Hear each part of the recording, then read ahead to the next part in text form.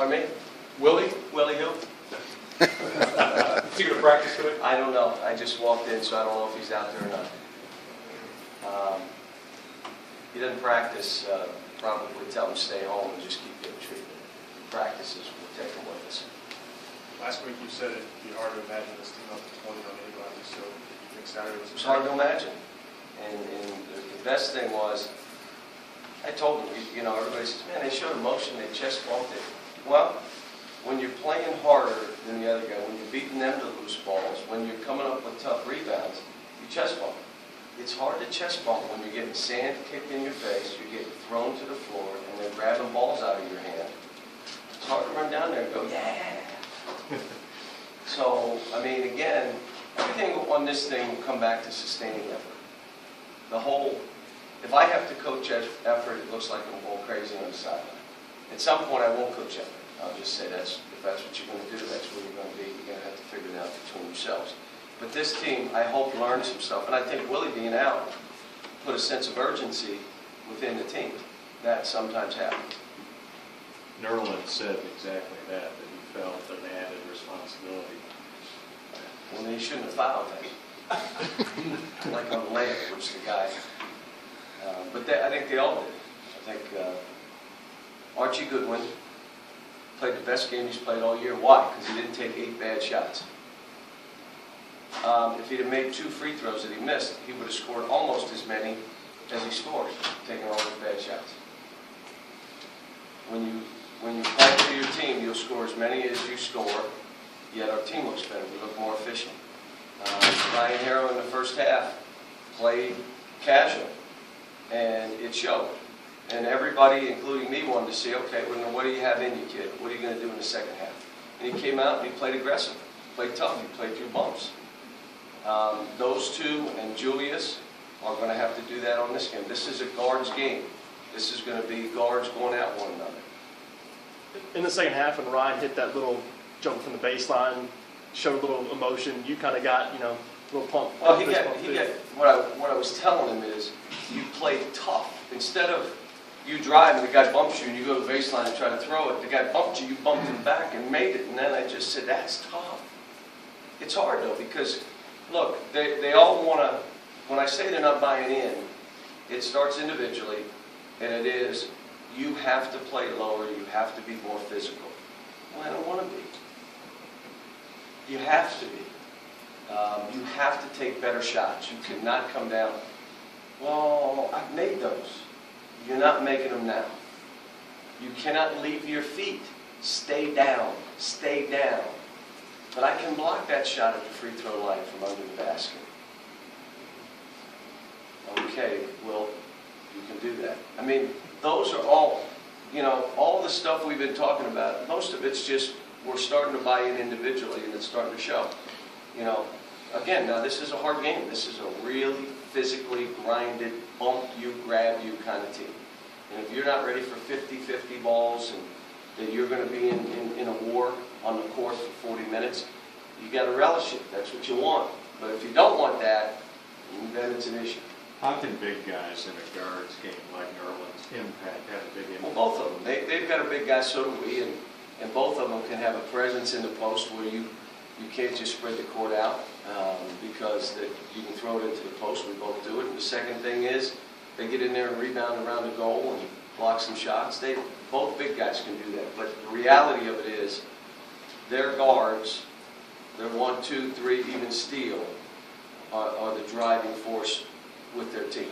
I'm not saying, the big kid's good, but the driving force of their guards.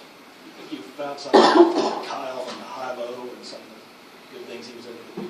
Well, in the zone, I'm not sure this team will play zone. I'm not sure they'll give us the middle like the other teams we play. They'll play a different zone, and they do play a different zone. They're areas that are open at corners more than the middle, which is fine. But Kyle's done well. Kyle's effort level has been off the charts. So when you talk about, well, he looks good at his effort level, you're not going to shoot it great every night. But you can have an effort every night. You can come up with balls. You can sprint the court. You can help on a pick and roll. Check this out. And get back to your own man. Not help on a pick and roll, bounce twice, the kid shoots a 3 and you run back. No. He proved it last game he can do it. I can help on a pick and roll and still rush at my man. But man, does it take effort. Then he had to raise that guy to come out. No kidding. That's what we're trying to get from everybody. You happy, Cal? Yeah. Team's making progress. Team's making progress, and that's all I can ask. And I keep coming back to wins and losses come and go. These kids will not be defined by those things. They're going to be defined by how they play. 10 years from now, when people look, it's going to be, man, that team played hard, and they scrambled, they covered for each other. What great effort. Or that's not going to be the case. That it's going to be, man, no sense of urgency, look like they don't care as much, blah, blah, blah, blah. It's wins and losses. This team is all about sustaining an effort. But Alex was better. Alex was about, on the charts, 20% better than the last games. It's a big jump, man, 20%. Now we got to keep him rolling in that direction. He's playing 3 minutes at a time, so he can just sustain effort and the habit of stopping or not playing or mentally losing, you're out. Just 3 minutes hard, come on. 3 minutes hard, come on. And that's what we're trying to do right now. John, what is getting that kind of effort, that kind of win on the road, when it's a marketing person's dream, a full house, and yet your kids play so well? It's every game we play. It does, but I mean the fact that they responded that way, got that kind of win. Yeah, what does that do? It's just, well, I thought we did it against Vanderbilt. We're playing better on the road than we are at home. The Vanderbilt game, we hit 7, 8 minutes where we got tentative, but short of that, I thought we played excellent. And so, every game we play, it's an advantage for us because the teams we're playing against, very rarely is that happening to you. For us, it's every single game we play. Home or on the road is some specialty day. Retiring jerseys, giving away cups, shirt night, bat night, family night, McDonald's hamburger night, I don't know, but it's something, and it's what it is. Alex, a couple of layouts early where he just tried to lay it up rather, and I know you wanted to dunk it. Is it just harder to gather yourself and go up for the dunk? It's just his mentality right now, which is what we're trying to change. It's how we use things. Cal, did you find yourself yelling less Saturday night? Before the game, I just said, look, these guys have got to start figuring this out. And coaching emotion and effort and intensity ends up being, aggressively coaching to get them to get after it. But at some point, you got to say, I can't. Either maybe they don't want this as bad as we want. And so I think they do. And when you're up 16 and 18 and you're finishing people off, what are you going to do? What do you do? Just scream to scream? They're doing everything you want them to do, so you just coach the game. How about this? They're diving for loose balls. They're going for rebounds. They're talking to one another. Well, Cal, you didn't have to do as much. Duh.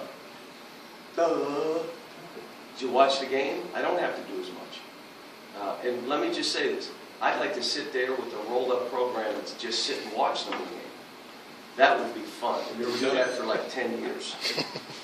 10-year run of just crossing my legs and watching what happens.